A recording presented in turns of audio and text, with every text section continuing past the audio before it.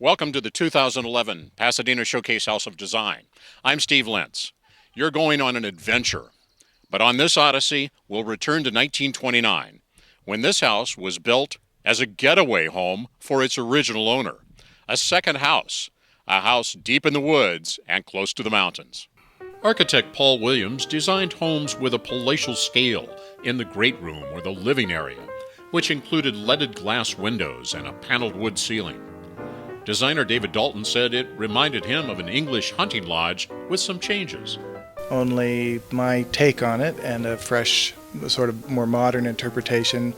You'll see that they cranked up the volume on the scale and the color. So we have the colors from the story are fluorescent colors, pink, orange, and red, with a shot of lime green, and the scale has been blown up. You'll see the florals are enormous. These sconces were a surprise, not what Dalton ordered.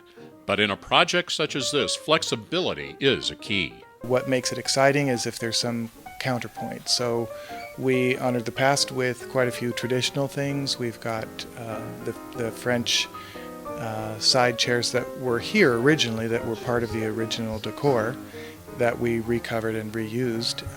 The table in the window bay is also from the house originally. We did a sofa that was more modern in its essence and a little sculptural.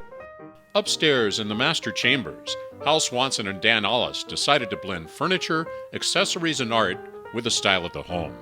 And because it's a Paul Williams home, we said, in context of his architecture and the fact that we do love classical, we are very happy we have the room. Bed's a focal point, kind of a grand sort of Queen Anne vintage bed, wonderful style to it. The pieces of the room are sort of a heritage to classicism. These would have been pieces that Paul probably would have had in mind when the house was designed.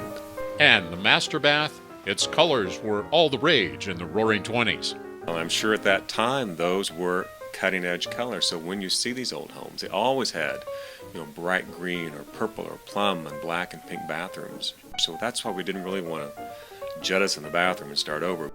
There are a number of outdoor design spaces to visit, including the Flight of the Monarchs, located in what was a fruit orchard. David Snow is the designer. And I basically walked around. I said, find the one area that nobody wants to do and I'll take that spot. And it turned out to be this little area up on the knoll. And I got to tell you, it's probably one of the better spots. Why? I got the sun. So I'm really happy where I am. He's wearing a Got Milkweed t-shirt for a reason. They need the milkweed to lay their eggs on. Now, a little misconception. They don't eat milkweed. They just lay their eggs on it. The eggs become caterpillars. The caterpillars are about 3 to 4 weeks, and they go off to be chrysalis. The chrysalis come in to become butterflies, and the butterflies fly away. Suddenly, Snow becomes the butterfly whisperer. See that? Isn't he pretty? Well, there he goes. There he goes. Now, he's not going to go far. He's probably going to come back to that apple tree. At the Wonderland Tea Garden, the challenge was to take a steep hillside and transform it into an easy trek to the swimming pool below. Form LA Landscaping did the design. Instantly, our inspiration was, how can we make this easy for people to access? And we, did obviously some thinking, designing, and we came up with this switchback patio path kind of concept. This right here is going to be the tea party area. There will be a table set up as if this is a tea room with floating windows framing the view of the pool. So it's something that people can stop, enjoy before they reach the pool house. There may not be a red queen at the table, but giant mushrooms are a part of this fairy tale. So the stems of the mushrooms are actually trunks from trees that he found that were being cut down for, clearing on the property. And then he fabricated the tops out of rebar and chicken wire and made a frame for the Scotch moss that's placed on top. If there's a stream, it must be crossed and beauty added. Designer Steve Sandalis. There was something about this location here underneath the oak trees. I knew we could create a magical space, so I created a flowing stream and a pond. I did some work to the existing bridge. We made a couple patio areas, and I think it's going to be the number one spot to hang out in the hot heat of April and May. In the pond itself, I'm going to put some night blooming lilies, which will actually bloom at night.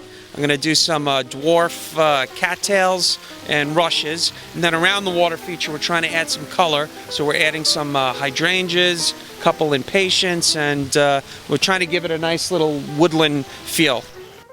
The lady-in-waiting room is being designed by Christy Nelson.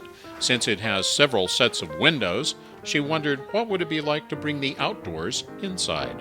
I kind of wanted it to be a bit of a flight of fantasy, bringing the outdoors in and making it a little bit of a treehouse retreat kind of magical space for this person who is, a bit of a dreamer, a bit of a romantic, and kind of exploit that sort of feeling in that sense. This area of the room was pretty plain. The nook existed, but I really wanted to create a little bit of magic there. So by creating the drape and sort of setting it apart, and it's sort of the inspirational space, I think.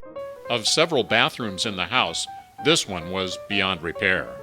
We removed all of the surfaces in the bathroom. The ceiling was falling in. We had to redo the ceiling. The tiles were all broken, so there was no way to really try to save that. So we really started fresh, which actually enabled me to take this whole theme and pull it into the bathroom and make it a little more glamorous and a little more adult, so that it, really was much more timeless. How many people are going to sit in the woodland chair? Hopefully no one, unless they're really brave. It's really, the chair is very much a character in the room. I think that sort of, I almost sort of feel like there are sprites that live in that chair.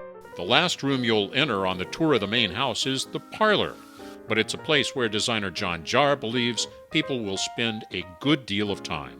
I wanted to create a comfy, cozy sitting room where people could have coffee and read the paper in the morning, as well as a pre-cocktail dinner, maybe some close friends come in for a little conversation. The living room would be used for larger groups and more formal events.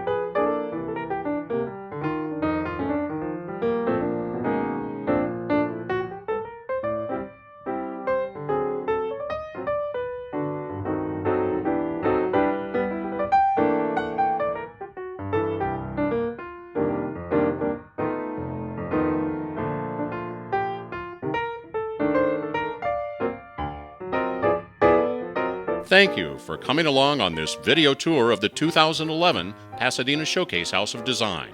I'm Steve Lentz.